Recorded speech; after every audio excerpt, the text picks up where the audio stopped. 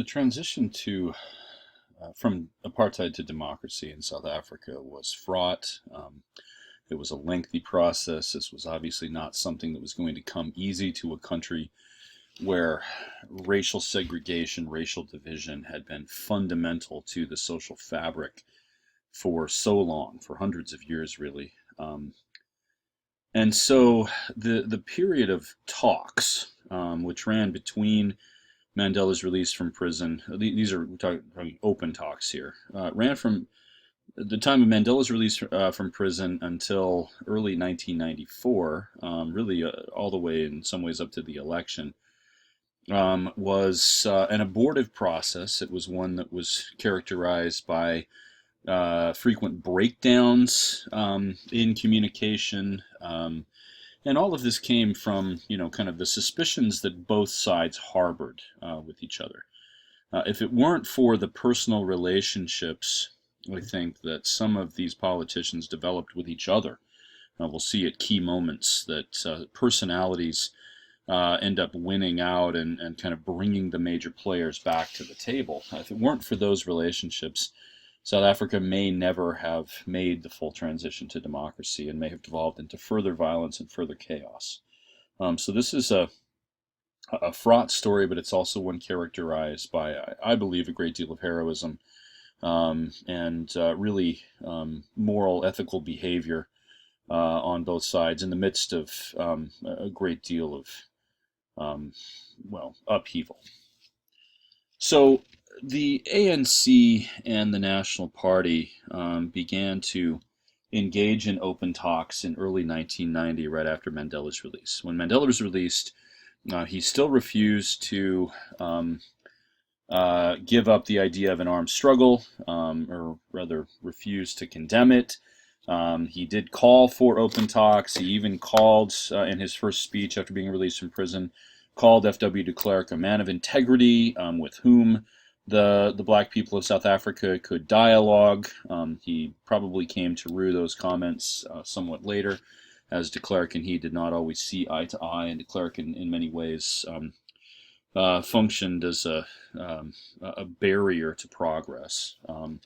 But I mean that there's a this is inevitable, I guess, with the amount of tension that existed between the different parties. And so the atmosphere of mistrust was obviously there. There were some already established relationships due to the secret negotiations that had happened in England and in other countries. But for the most part, the two sides really didn't trust each other. And violence continued.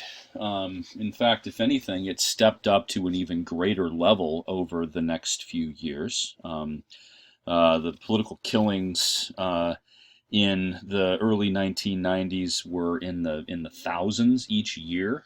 And I mean, this is the police brutality was enhanced, if anything. There were rogue elements from within the ANC that didn't exactly help things. In 1988, for instance, the ANC leadership in exile had authorized the formation of an operative group called VULA, VULA, which means the opening. This was headed by a fellow named Mac Maharaj, who was an Indian South African, had been a fellow prisoner with Nelson Mandela on Robben Island in the 1970s and 80s. But he was tasked with forming this network and perpetuating the sabotage and things like this that had been done earlier. In early 1990, the government sort of busted that operation.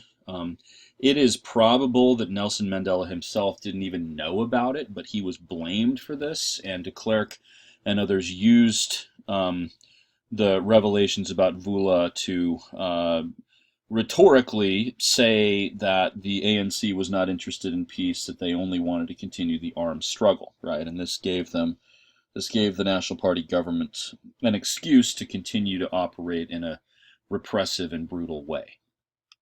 One of the key themes from this whole period of the early 90s is the presence in the government of what Mandela came to call a third force. Okay, now this is not just a single thing, but it is obvious from the revelations in the Truth and Reconciliation Commission in the mid to late 90s, from testimonies and government documents and things that have been leaked or discovered since all of this happened, that the government was actively involved in a campaign to suppress militarily and via the police and even secretive organizations to suppress the power of the ANC, to thwart it in a number of ways. And we'll talk about this in a moment here. To sponsor other political parties or political movements, especially the Inkatha Freedom Party, uh, in their efforts to try to stifle the popularity of the ANC. And they did this militarily. They supplied weapons to people. And this is the aspect of the government that was largely responsible for the continued police brutality, the political killings, the violence, much of the violence, and things like this, right? In the documents in the Clark and Warger book, one that I would reference is document number 15, starting on page 191 of that book.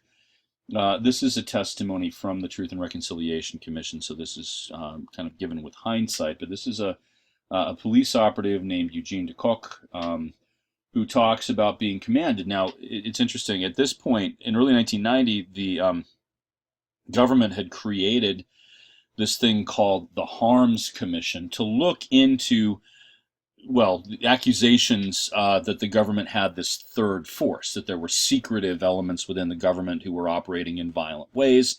The Harms Commission ended up concluding that there was nothing of the sort, right? These findings were obviously disputed pretty fiercely later on. But de Kock, as a result of some of his operations, had been suspended from his job. But despite that, he gives testimony here about how in April 1990, and I'm just kind of paraphrasing it, a couple of military officials came to him and told him to head up a group who would carry out some political assassinations. There's a family in Botswana that he and some others went and they killed them and then blew up their house. There was another fellow they also killed, Brian Nkulunga. And so he was involved in all of this again, despite not actually having a position in the police. So this was a secretive thing. The government created certain organizations that had rather bland names. One of them was called the Civil Cooperation Bureau. It sounds like who would actually notice something like that? But the Civil Cooperation Bureau was a secretive organization carrying out kind of black ops operations, mostly political assassinations, and a terror campaign against black people in South Africa, right? So this is what we mean by the third force, and became obvious to Mandela and others that this was happening, and Mandela called it out. The government tended to dispute these observations and to claim they were doing nothing of the sort, but it's pretty obvious that they were. In May 1990, Mandela, and he said this was with the advice from Joe Slovo, who had been the one of the main leaders, in fact, the head of the military wing of the ANC previously, also a member of the South African Communist Party. Slovo is a white man, but fiercely opposed to apartheid and one of the key ANC figures in this whole period. With the advice of Joe Slovo, and that would have carried some weight, Mandela suspended the armed struggle. Now, not everyone in the ANC was thrilled about this, and in fact, some groups within the ANC continued to carry out sabotage operations and to act in violent ways. But there was an official end to this. Now, the transition was also bedeviled by the growing power and popularity of Inkatha. In KwaZulu, one of the Zulu chiefs there, Mangosuthu Buthelezi, who was the founder and head of Inkatha, in 1990 it changed its name from simply the Zulu word Inkatha to Inkatha Freedom Party, so the IFP. But Buthelezi had originally been a member of the ANC, had broken away from that to found Inkatha, By Buthelezzi's account, this was a national liberation movement, but it became very obvious that the goal of Inkatha was Zulu independence and Zulu nationalism. Let's remember that there were still homelands, some of which had been decreed to be independent. KwaZulu was not given that distinction at this point, but Buthelezi began to foment for this very, in the sharpest of terms, vehemently, and this ended up being a huge obstacle to the creation of democracy. Buthelezzi's nephew, Goodwill Zwelithini, was the king of the Zulu, the acknowledged royal head of the Zulu people. And the Zulu, as a group, made up the largest ethnic group, as if we might call it that, in South Africa. More than 20% of the entire South African population identified as Zulu. Buthelezi, as we read in the Hamilton book, tended to borrow from the kind of historical imagery of Shaka Zulu and his operations, right, and to use that as a way to get the Zulu to cohere around Inkatha. The goals of Inkatha, it's difficult actually to say. We could probably spend an entire lecture looking just at Inkatha and just at Buthelezi and his rhetoric. He claimed to be all for a democratic South Africa, while at the same time he called for the independence from South Africa of the Zulu people, right? So his goals seem to have shifted or have been inconsistent. In the Williams book, there is a speech by Buthelezi where one can see to some extent where he gets his rhetoric, right? In this, he actually parrots a great deal a lot of the rhetoric of the National Party during this period.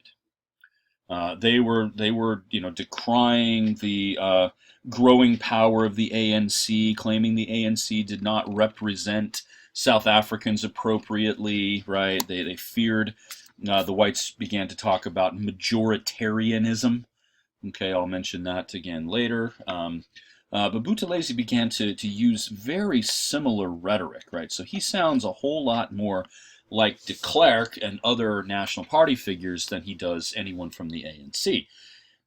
He says in this speech, for instance, in the Williams book, this is page 385, somewhere along the line, the point is being missed by many here and abroad that national unity in South Africa does not have to be based on obedience to a specific party. Now that's a bit ironic here, given that the National Party was also saying the same thing, and in a sense, the previous few decades had been exactly that, right? Obedience to a specific party, because the National Party was unchallenged in its power in the country. Now they're saying that about the ANC, that the ANC is the specter, and the ANC is the one we need to be careful of. He continues, what has happened so recently in the Eastern Bloc and in the Soviet Union are lessons that have not to date been learnt by some here. It will be to our cost if they are not. And he doesn't go into any details, and I can't quite figure out what he means exactly by that. The speech is given after the fall of the Berlin Wall and other things, right? He's saying that I suppose that a single party state like the Soviet Union, has created all of this animosity and has fractured. And we need to learn this as well, that if we have a state that is headed by the ANC, they're likely to run it very much like the Soviet Union did. Now, that equation of the ANC with the Soviet Union or with a communist organization was, of course, the rhetoric of the National Party over the previous 3 decades. So Buthelezi is borrowing a great deal from that. And in a sense, he seems to be threatening here, that if the Zulu don't get their way, we're going to make life very difficult. And in fact, they did, right? Now, it's, I think, easy to understand the fears of someone like Buthelezi, that, if your identity is so bound up with this kind of ethnic marking like his was, he's the chief of the Zulu, and his movement is entirely Zulu, that the fear of the assimilation of the Zulu would be great, and he needs to try to appeal to the Zulu. And this is maybe why he becomes more and more radical over time and insisting on Zulu independence and for the Zulu to be treated in ways that no other group was offered all through this period. And so Buthelezi becomes a huge obstacle to the democratic process, though perhaps for reasons that are understandable or at least comprehensible.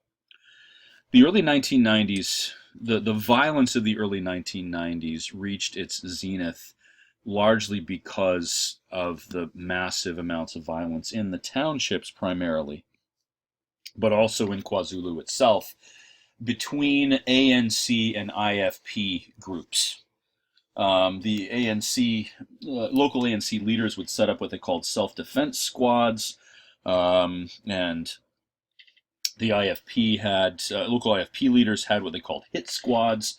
The IFP would attack ANC operatives or people who were loyal to the ANC. The ANC would respond to that, right? And this often just evolved into absolute chaos. Moreover, and this is where things really kind of went off the rails, the National Party government was both funding and supplying the IFP in secret for the most part, right? The police and the military were colluding with the IFP. When the IFP made plans to carry out some sort of military or paramilitary operation, the police would often show up and then stand by as the IFP carried out the violence, and only step in if the ANC retaliated. The IFP was being supplied with weapons by the South African Defense Force and by the police. So the third force was complicit in all of this. Why would the National Party do that? Well, that should be quite understandable. Any division among the black Africans was, in their minds, a good thing. Right? If we can destabilize the opposition, divide them, the National Party stands a much better chance of holding on to some means of political power. The ANC leadership, moreover, was not always united in this period. Mandela was the obvious choice for leader, given his unparalleled reputation, both domestically and internationally, right? Mandela was held up as a kind of icon, even during his term of imprisonment. He was the one who related most easily and naturally to the National Party, and so the whites, respected him. At least many of them did.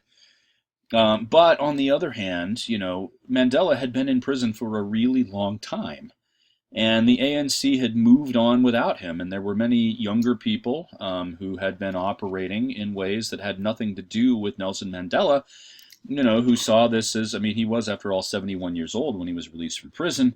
Perhaps Mandela was out of touch. In particular, those within the ANC, and this was not just a small number of people, who continued to insist on the validity of an armed struggle, and to insist that this was the only way that black people would ever truly be free in South Africa, was to carry out an armed struggle and defeat the whites militarily, were concerned with what they saw as Mandela's appeasement of the whites. On the other hand, the National Party and Mandela's political opponents outside of the ANC often, criticized him for his appeasement of the more radical elements within the ANC.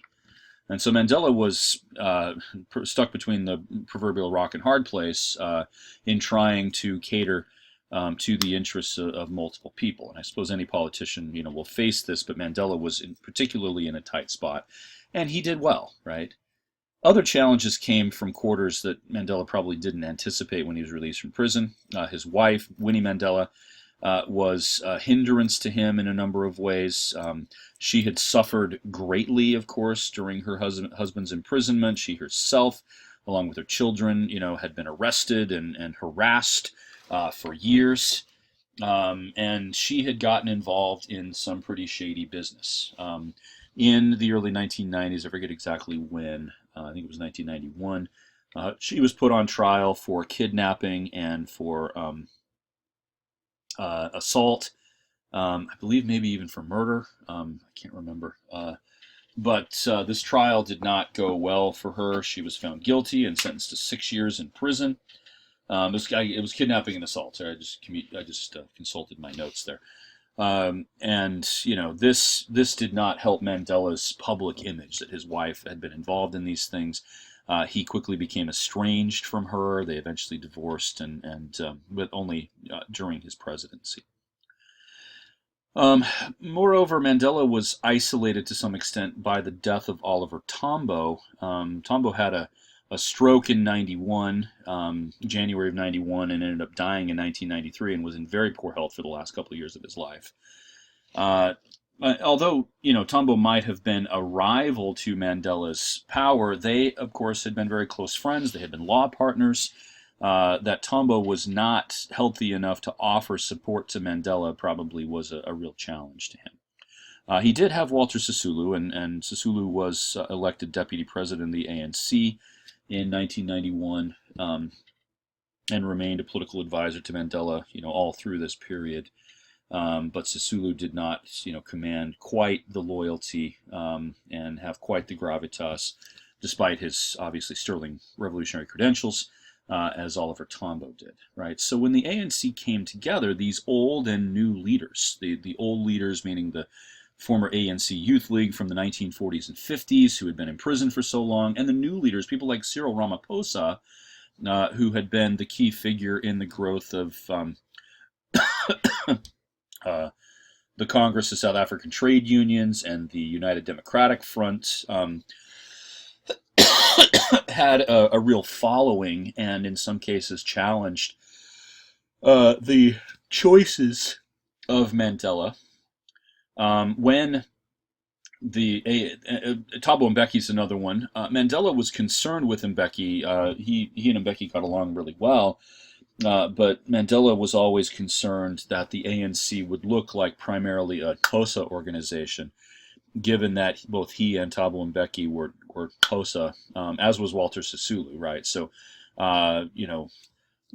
Mandela was careful to try to put people into place who would be from other ethnic groups or other linguistic groups. He didn't always get his way because some of these other Xhosa figures had great popularity, and Mbeki was one of these. This is why Mbeki ends up as his deputy president during his presidency. The ANC met in a national executive committee in 1991. Mandela was elected as the president of the organization, but the operative head was the secretary general. Mandela had put forward Alfred Nzo, one of his trusted confidants, to be the Secretary General, and that was denied, and Cyril Ramaphosa was elected instead, right? So Mandela, as I said, didn't always get his way, and this is really that clash of old and new leadership. Moreover, the deteriorating relationships with the National Party and with the IFP caused ANC leadership no end of consternation, and there was a lot of debate and a lot of disagreement over how to proceed with this. Some arguing for the resumption of the armed struggle, some saying we shouldn't negotiate with these people, we can't negotiate with them, and so there was the ANC is a huge organization. Hundreds of thousands of people had become card-carrying members in the early 1990s after it was made legal again, and this caused a lot. This disparate nature of the movement itself, the party itself, caused a lot of problems. Last point here in this lecture, at least, and I'll continue in a second one. After some stops and starts, some negotiations, some open talks, some breakdowns, some further negotiations, the major parties in South Africa, the ANC, the National Party, and others, including the governments of the homelands, came to a meeting called the Convention for a Democratic South Africa, or CODESA. This was party and homeland delegations each sent 12 members to this. All 10 homelands did that, which ended up not going very well for those. There were some important boycotts. The Conservative Party boycotted this despite having a growing popularity among the white population. The IFP boycotted. The Pan-African Congress boycotted, right? So, major political organizations on both sides refused to take part in this out of fear that the ANC and the National Party would just steamroll whatever they wanted, that their demands would not be met, and so they felt like not participating was to their political advantage, because then they could say that this was an illegitimate thing no matter what the result was. This produced what they called simply a declaration of intent. This was to be a kind of outline for the writing of a constitution, which would come later. I think one of the reasons why they went with simply a declaration of intent and didn't go further is that they still were trying to bring more people to the table. And this was not meant to be a constitutional convention, so to speak, right? So they were cautious in the way they operated. But this declaration of intent called for universal suffrage. It called for a Bill of Rights. It called for an independent judiciary that would be a kind of check on the potential power of any political party or any other branch of government. And this was one of the most controversial things, given that some of the participants were really, really opposed to this. It dissolved all of the governments of the homelands. Bophuthatswana, the delegation led by Lucas Mongope, who was the leader of Bophuthatswana, opposed this, and they refused to sign the Declaration of Intent. The leaders of the Ciskei and the Transkei were also very skeptical of this and angry at the result, right? So the homeland issue is going to be one that needs to be resolved still. It called for the creation, or rather the dissolution of the homelands and all of the existing 4 provinces, and the creation of new provinces. And this ended up, they ended up creating 9 total provinces. And coming away from this meeting, there was just a great deal of tension, right, from multiple parties. Most of the players, except for some of the homeland governments, and of course those who boycotted, went along with this. They signed it, though they expressed a lot of reservations about the possibilities. But this was just an interim document in general, right? F.W. de Klerk began to express his vision for what South Africa ought to look like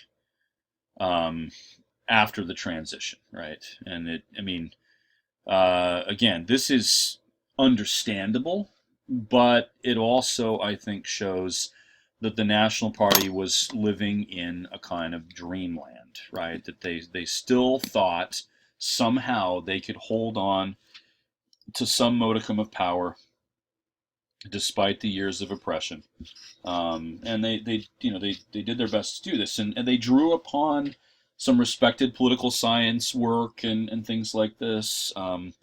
But his vision went something like this: there would be a shared leadership of the government. De Klerk said he proposed that the 3 parties with the highest number of votes in any election — he didn't specify that there would be a threshold of a percentage of votes or anything like that — but these 3 would share the leadership, that the seat of the presidency would rotate among them, that there would not be one political party, no matter how large a share of the vote they got, who would have a dominant kind of role in the government, right? That this would be shared. Power would be divided, not only between the different branches of government. They did say that any major law would need to pass with a 2/3 majority of Parliament, which is absolutely absurd. That would completely slow down any possibility of changing anything, right? And the word that the National Party tended to use, and de Klerk in particular tended to use, was consensus, right? We need a government that runs on the principle of consensus, that everyone has to agree before we can move ahead with anything. And this, of course, would have meant that the whites would have to agree with and pass off and effectively have veto power over anything that a black-run government would try to do, right? Well, this was obviously unacceptable. Moreover, there would be power divided between the central government and the provinces. The provinces would be very autonomous and independent, giving areas that had high white populations a good deal of power and the ability to effectively ignore what the central government had to say. And to justify all of this, he invented a term which he called majoritarianism, right? Which he equated essentially with authoritarianism. He said we're worried about the tyranny of the majority, right? That if the majority wins out, then they're going to oppress the minorities. And this is just drawing on rhetoric that had been going on at least since the South African War, if not before, that the Afrikaners were going to be eliminated if their enemies were in power, right? However, de Klerk and others in the National Party underestimated Mandela. I think they thought if they came up with all sorts of political jargon, if they drew on the work of political scientists, that Mandela, who had been in prison for 27 years, would simply kowtow to this, that he would not understand what was going on, that the ANC didn't have enough educated people involved in this to know any better, that they wouldn't see that this was a bait and switch kind of thing, or that they were giving up power. In this, he dramatically underestimated Mandela, and many of the National Party operatives underestimated their counterparts in the ANC. In almost every instance, the ANC figures proved to be more adept politically and diplomatically than their National Party counterparts. Mandela easily ran circles around de Klerk through this whole process, and de Klerk ultimately became a rather remote figure by the end. De Klerk did hold, due to protests and a lot of opposition within the white community, did hold a national referendum in March 1992. And at times he actually recalled the old parliament, which had mostly ceased to function, to try to give actual political teeth to some of the things that were going on with the negotiations. But this national referendum, and this is still only whites voting, was on the question of should we continue with diplomatic negotiations and reforms. 87% of all registered voters voted in this election or in this referendum, and 69% supported the continued efforts to reform. De Klerk thought this gave him a mandate to, press for an even harder line by the National Party. But what this effectively said was the white population recognized how important it was to end apartheid and to come up with something that was more workable in the midst of all of this. Right after that, however, after the National Party made a series of demands that were completely unacceptable to the ANC, CODESA broke down. The Declaration of Intent was given, but any further constitutional negotiations ceased for a time, and the violence reached levels that were unparalleled. At this point, 1992 was, 92 and 93 were easily the most violent years probably in South African history in terms of just political assassinations and violence in the streets and things like this, right? So, okay, we'll continue this next time. I know this is a complicated thing, but I think it's a great case study, as I said, in kind of the creation of democracy, and so I wanted to do it due justice.